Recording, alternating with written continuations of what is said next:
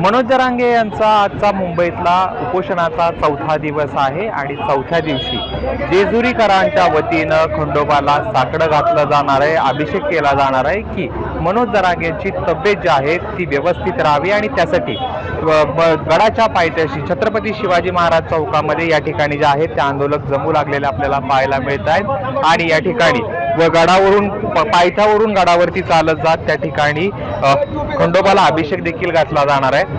आप्पा, आज या ठिकाणी तुम्ही अभिषेक घालणार आहात, या ठिकाणी हळूहळू कार्यकर्ते देखील मराठा बांधव देखील या ठिकाणी जमू लागलेले आहेत, काय नेमका तुमचा उद्देश आहे? संघर्ष योद्धा मनोज दादा जरांगे हे गेले 3 वर्ष सातत्याने अहोरात्र स्वतःच्या घरावर तुळशीपत्र ठेवून त्या ठिकाणी मराठा समाजासाठी आंदोलन करतात। आम्ही गड जेजुरीचे रहिवासी अवघ्या महाराष्ट्राचं कुलदैवत असणाऱ्या श्री खंडेरायाच्या पुण्यनगरीमधले हे सगळे जेजुरीकर समाज बांधव आमच्या मनोज दादांना उत्तम आरोग्य आणि मनोज दादांच्या लढ्याला यश मिळावं म्हणून अवघ्या महाराष्ट्राच्या कुलदैवताला आम्ही तमाम जेजुरीकर मराठा समाज आणि पंचकोशीतील मराठा समाज यांच्या वतीनं त्या ठिकाणी अभिषेक रूपी साकडा आणि प्रार्थना तमाम मराठा समाज या ठिकाणी अभिषेक घालणार आहे। आणि जेजुरी पंचकोशी जेजुरी शहर या समाज बांधवांच्या वतीनं 1 ट्रक भरून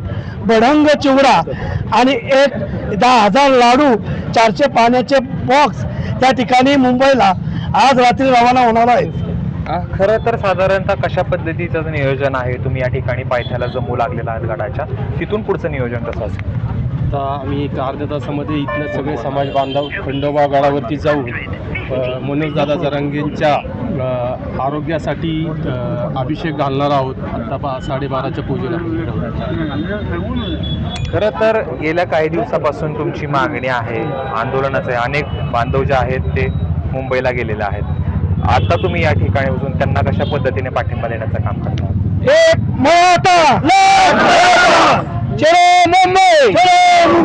आजच्या आम्ही या गोष्टी जेजुरीकरांनी सगळ्यांनी जरांगे पाटलांना फुल जेजुरीने सगळा फुल पाठिंबा देणार आहे। काय सांगा? जरांगे पाटलांचा हा मराठा योद्धा म्हणून हा एक लढा आहे, त्यांना पाठिंबा देण्यासाठी आम्ही पूर्णपणे मराठी ताकदीने त्यांच्या मागे उभं राहणार आहोत। आज परिस्थिती अशी आहे की आपल्या देशामध्ये अशी परिस्थिती आहे, मानवी हीच आहे, नांदोचा धर्म लाख, जनतेचं समान हक्क। मग हा जनतेला समानतेचा हक्क आहे का?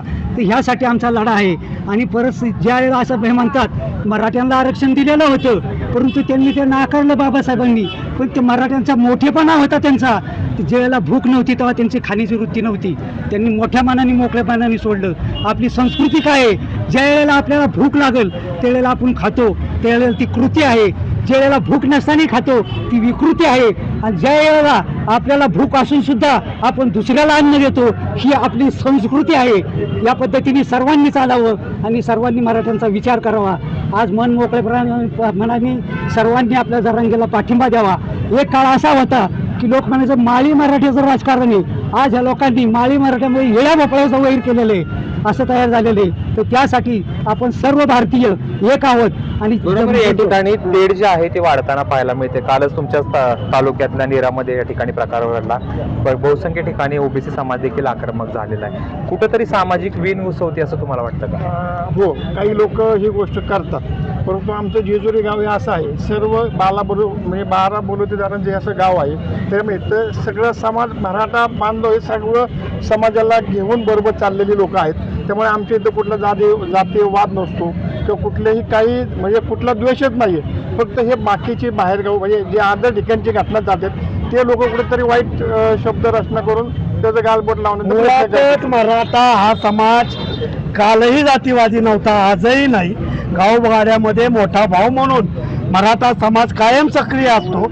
मराठा समाज आणि ओबीसी समाजामध्ये कुठलंही वितुष्ट आजही गावगाड्या नाहीत, परंतु काही जण स्वतःच्या पब्लिसिटीसाठी स्वतःचं नाव मोठे करण्यासाठी ह्या समाजामध्ये ते निर्माण करण्याचं काम करतोय। परंतु मी एक समाज बांधव म्हणून सर्व समाजाला आव्हान करतो की आपण कालही भाऊभाऊ होतो, आजही भाऊभाऊ राहू, भविष्य काळात भाऊभाऊच म्हणून आपण वागू। कुठेही जातीय तेढ महाराष्ट्राच्या गावगाड्यात तुम्हाला पाहायला मिळणार नाही। छोट्या छोट्या गोष्टी घडत राहतील. समाज बांधवांनी मी आव्हान करतो, तमाम समाज बांधवांनी या गोष्टीकडे दुर्लक्ष करावं. व्हॉट्सअप, फेसबुक, सोशल मीडियामध्ये तुम्ही जे म्हणता आहात ते 18 पगड जातीचे लोक या ठिकाणी राहतात. खरं तर या ठिकाणी मनोज जरांगेंनी आपलं आंदोलन अधिक तीव्र केलेलं आहे. पाणी देखील त्यांनी आज घेणार नाही असं सांगितलं. सरकारला काय विनंती करतात? सरकारला विनंती एकच आहे की आजपर्यंत आम्ही मोठा भाऊ म्हणून वावरत होतो, इथून पुढे मोठा भाऊ म्हणून वावरणार आहे.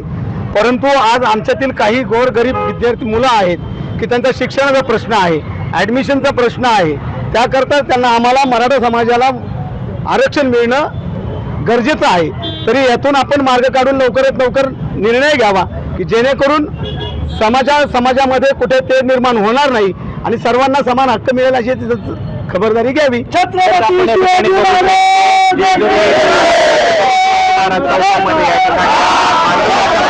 आणि पुढे गडावरती चालणार आहे. तर मनोज जरांगे यांची प्रकृती व्यवस्थित राहते अभिषेक चालणार आहे. थोड्याच वेळात जीवनसह जयदीप भगत, एबीपी माझा, उघडा डोळे बघा नीट.